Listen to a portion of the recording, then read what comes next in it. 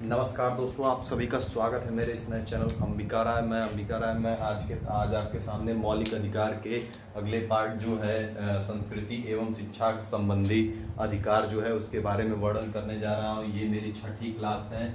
आप लोग 5 क्लासें पिछली है। इतना डिटेलिंग में भाई कोई यूट्यूब पे न समझाया है आज तक मौलिक अधिकार, न समझाएगा। समझ लीजिए, फ्री ऑफ कॉस्ट है, आपको इसको देखना है और शेयर करना है, ठीक है। तो मैं जैसे कि लेके आया हूँ संस्कृति एवं शिक्षा संबंधी अधिकार। ये कौन सा भाग है मौलिक अधिकार का? तो ये है पांचवा भाग। ये है पांचवा भाग, ठीक है। आइए देखते हैं मौलिक अधिकार जो है उन 12 से लेके अनुच्छेद 12 से लेके 35 तक में वर्णित है, ठीक है। इसमें कितने ये चौथे भाग में है। ये भाग जो है ये भाग 3 में वर्णन इसका किया गया है। पहले इसमें कितने थे भाग? पहले 7 भाग थे, अब 6 भाग ही रह गए हैं।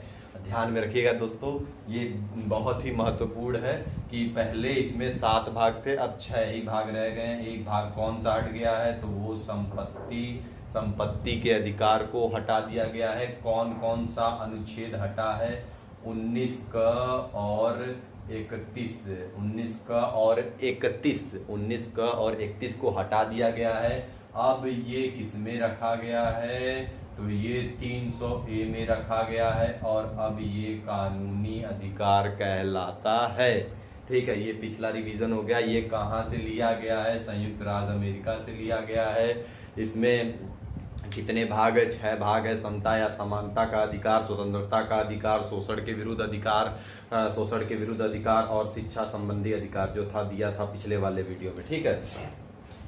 तो आइए देखते हैं। ये छठा भाग दिया गया संस्कृति एवं शिक्षा संबंधी अधिकार, ठीक है। तो ये कौन सा भाग है? ये 5वां भाग है, ठीक है। इसके बाद लास्ट वाला आता है। ये जो छठा भाग होता है वो है मतलब मौलिक अधिकारों का उपचार आता है। उसको मैं अगली वीडियो में डिटेलिंग में लाऊंगा। बंदी प्रत्यक्षीकरण क्या होता है, परमादेश क्या होता है, उसमें क्या डिटेलिंग है, कौन सा गोलकनाथ बनाम पंजाब केस कौन सा है, मैं उसको भी आपको पढ़ाऊंगा। बस आप मेरा साथ दो। मैं इतना डिटेल में लाऊंगा कि इतना डिटेल में आज तक ना कोई वीडियो यूट्यूब पे बना है न बना पाएगा। और ऐसी कहानी की तरह आपको सुनाऊंगा कि भाई कोई भी एग्जाम हो, अगर मौलिक अधिकार से कोई क्वेश्चन बनता है तो आपका पर्सनली नहीं छूटेगा। ये मेरा 100% वादा है आपसे। और आपको न भरोसा हो तो एक बार पढ़ के देखिए और फिर उसके बाद एनालाइज करिए, ठीक है। और कमेंट में मेरी कमियों को जरूर बताइए कि मैं कहाँ कमी बता रहा हूँ कि मैं आपको और बेहतर तरीके से समझा सकूँ, ठीक है। तो आइए देखते हैं क्या दिया गया है। ये दिया गया है अनुच्छेद 29 में दिया गया है अल्पसंख्यक वर्गों के हितों का संरक्षण। मतलब आप समझ लीजिए ये 5वां भाग जो है वो दिया गया ही है केवल अल्पसंख्यकों के लिए ही, केवल अल्पसंख्यकों के लिए, जो कि जैसे कि मुस्लिम हुआ, सिख हुआ, ईसाई हुआ। और आप सिख नहीं जानते हो लेकिन सिख, ईसाई हुआ, ये धर्म जो है ये अल्पसंख्यकों में आते हैं, जिनको कि ये संस्कृति एवं शिक्षा संबंधी अधिकार मिला है। लेकिन एक बात और है इसमें कि उच्चतम न्यायालय ये इस बात को कहता है कि ये सबके लिए है। लेकिन भाई इससे पढ़ने में आपको क्या समझ में आता है कि अल्पसंख्यक वर्गों के हितों का संरक्षण, मतलब सीधे ही बोल दिया गया है अल्पसंख्यक वर्गों के हितों का संरक्षण, ठीक है। तो इसमें ये बताया गया है कि अल्पसंख्यक वर्ग जो है उसको वो अपनी कहीं पे भी शिक्षा संस्थान खोल सकता है और अपने कहीं पे भी शिक्षा दे सकता है। उसके वो जो है किसी भी जगह जा सकता है, रह सकता है। उसको कोई मतलब उसके भाषी आधार पे, उसके भाषा के आधार पे कोई उससे मतभेद नहीं करेगा। कोई भी शिक्षा संस्थान है, जैसे स्कूल हुआ, कॉलेज हुआ, कोई भी इंस्टीट्यूट हुआ, अगर वो मुस्लिम है या तो अगर वो ईसाई है, मुस्लिम है या ईसाई है या बौद्ध धर्म का है, चाहे वो बौद्ध धर्म में मैंने नहीं बताया, बौद्ध धर्म हो, चाहे वो ईसाई धर्म हो, चाहे वो मुस्लिम धर्म हो, किसी के साथ भेदभाव नहीं किया जाएगा। ये अल्पसंख्यकों के लिए एक पर्सनल मौलिक अधिकार दिया गया है। अगर अल्पसंख्यक वर्ग का कोई है उसके साथ ऐसा किया जाता है तो किसमें मैंने बता रखा है कि जो मौलिक अधिकारों का उपचार है वो है 32वां अनुच्छेद, जिसके तहत आप उच्चतम न्यायालय में जाके इसके खिलाफ लड़ सकते हैं, ठीक है। तो ये आप समझ ही चुके होंगे अभी तक कि अल्पसंख्यक वर्गों के हित, मतलब बस 2 लाइन इतनी है कि अल्पसंख्यक वर्ग के साथ कहीं भेदभाव नहीं किया जाएगा, चाहे वो भाषी आधार पे हो, चाहे वो किसी भी आधार पे हो। उसके साथ जैसे अल्पसंख्यक वर्ग कोई भी हो, उसके साथ किसी भी तरीके का भेदभाव नहीं किया जाएगा। अगर किया जाता है भेदभाव, या तो अगर किसी भी तरीके का भेदभाव किया जाता है, तो क्या होगा कि देखिए, धर्म अलग हो गया, और धर्म मतलब किसी एक धर्म की बात कर रहे हैं कि हिंदू मुस्लिम अलग चीज हो गया, लेकिन ये अल्पसंख्यक बात अलग हो गया। तो इसको धर्म से रिलेट करके मत देखिएगा, इसको अल्पसंख्यक से रिलेट करके देखिएगा कि कौन अल्पसंख्यक में आ सकते हैं, कौन नहीं आ सकते, ठीक है। और इसमें क्या दिया गया, शिक्षा संस्थाओं की स्थापना और प्रशासन करने का अल्पसंख्यक वर्गों का अधिकार। मतलब सीधे सीधे शब्दों में लिखा ही हुआ है इसमें कि इस अनुच्छेद में साफ तौर पे 2 ही लाइन में आपको पूरी तरीके से हो सकता है समझ में भी आ गया हो, लेकिन फिर भी मैं आपको एक बार इसकी थोड़ी सी डीप नॉलेज के लिए ले जाता हूं कि जैसे कोई भी संस्थान है वो अल्पसंख्यक अपना पर्सनल के लिए खोल सकता है। जैसे आप मदरसा देखे होंगे, मदरसा में शिक्षा दी जाती है, मदरसा एक अल्पसंख्यक जो मुस्लिम वर्ग के आते हैं उसमें शिक्षा दी जाती है, और उनके लिए शिक्षा, वो अपनी शिक्षा संस्थान खोल सकते हैं। उनको सरकार नहीं रोकेगी, वो कोई अगर शिक्षा संस्थान होगा तो, ठीक है। अल्पसंख्यक वर्गों के लिए मेनली बनाया गया, लेकिन हाँ, कहा गया है कि ये सबके लिए, लेकिन इसमें ये वर्णित किया गया है कि अल्पसंख्यक ही जो है वो कहीं पे भी, उनका एक मौलिक अधिकार है कि वो कहीं पे भी संस्थान अपने खोल सकते हैं, अगर और सरकार उनकी मदद भी करेगी।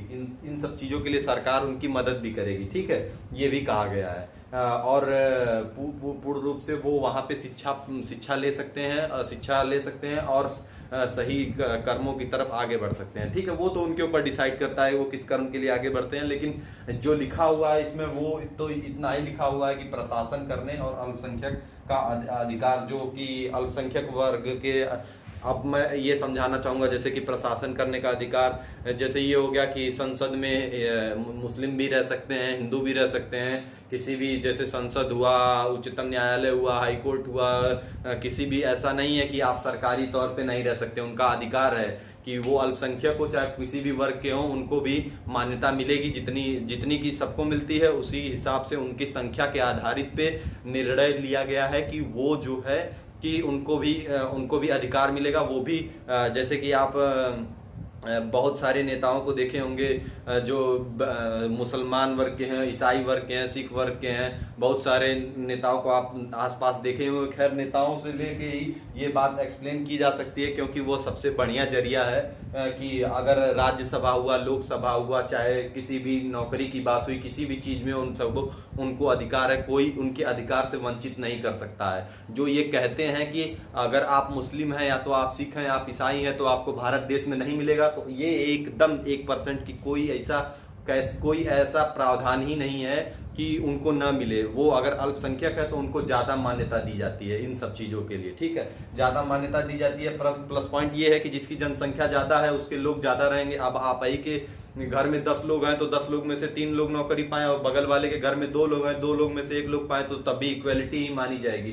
तो वही होता है जनसंख्या के आधार पे कि जिस धर्म की जनसंख्या अत्यधिक है उनको वो भाई ज्यादा लोग हैं तो ज्यादा लोग में आपको दिखेंगे, और जो कम लोगों में, मतलब जो जिनकी यूनिटी कम है, यूनिटी मीन्स सॉरी, लेकिन जिनका मतलब जो कम लोग हैं, जिनके ग्रुप में कम लोग हैं, एक मान लीजिए एक ग्रुप बहुत बड़ा है तो उसमें 10 लोग सक्सेस हो जाते हैं, और एक ग्रुप छोटा है उसमें 5 लोग सक्सेस हो जाते हैं, तो दोनों बराबर ही कहलाएंगे, क्योंकि उसमें 10 ही लोग थे, 10 में से 5 सक्सेस हो गए, और इसमें 20 लोग थे, 20 में से 10 हुए, तो 10 ज्यादा आपको दिखेंगे, ठीक है। तो इस बात को कभी आप अपने मन में मत लीजिएगा। चाहे आप किसी भी अल्पसंख्यक वर्ग से आते हैं तो ये मत सोचिएगा कि आप इस अल्पसंख्यक वर्ग के हैं तो आपको कभी गवर्नमेंट नौकरी नहीं मिलेगी, आप उच्चतम न्यायालय में नहीं जा सकते, उच्च न्यायालय में नहीं जा सकते, आप राज्यसभा के सदस्य नहीं बन सकते, लोकसभा के सदस्य नहीं बन सकते। आप बन सकते हैं, आपका ये मौलिक अधिकार है, और इससे कोई आपको वंचित नहीं कर सकता है, ठीक है।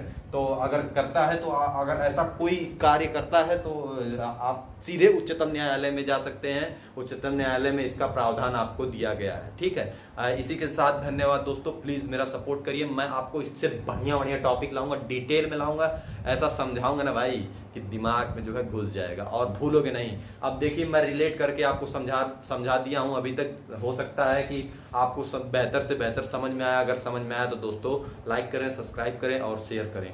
शेयर करना ना भूलें दोस्तों, क्योंकि ये मेरा नया चैनल है और मैं आपके साथ मेहनत करना चाहता हूं और आपको जो टॉपिक छूटती है वो छोटी से छोटी चीजें मैं उसमें लेकर आऊंगा। आपको मैं चाहता तो आज छठा भाग भी आपको निपटा सकता था, लेकिन अनुच्छेद 32 भी आपको निपटा सकता था। एक ही अनुच्छेद है, लेकिन भाई उसमें इतनी चीजें दी गई हैं कि आप गोलकनाथ बनाम पंजाब से लेके संविधान संशोधन अनुच्छेद कौन सा है 368 के तहत बहुत सारी चीजें, बंदी प्रत्यक्षीकरण जो हुआ, परमादेश हुआ, बहुत सारी उसमें मतलब डिटेल बताई गई है। अब यही बताइए, हम अपनी आत्मा के बारे में न जान सके तो पूरी शरीर के बनने का क्या मतलब निकलता है। तो पूरी शरीर अब तक बन चुकी है, अब आत्मा की बात होगी कल, आत्मा की बात होगी कल। अब भाई मजा ऐसा आएगा कि आप ये वीडियो जो देख रहे हैं, अभी तक देख रहे हैं, वो आत्मा कल जरूर देखने आइए। नमस्कार दोस्तों, इसी के साथ धन्यवाद, मैं आपका अभिनंदन करता हूं। धन्यवाद दोस्तों।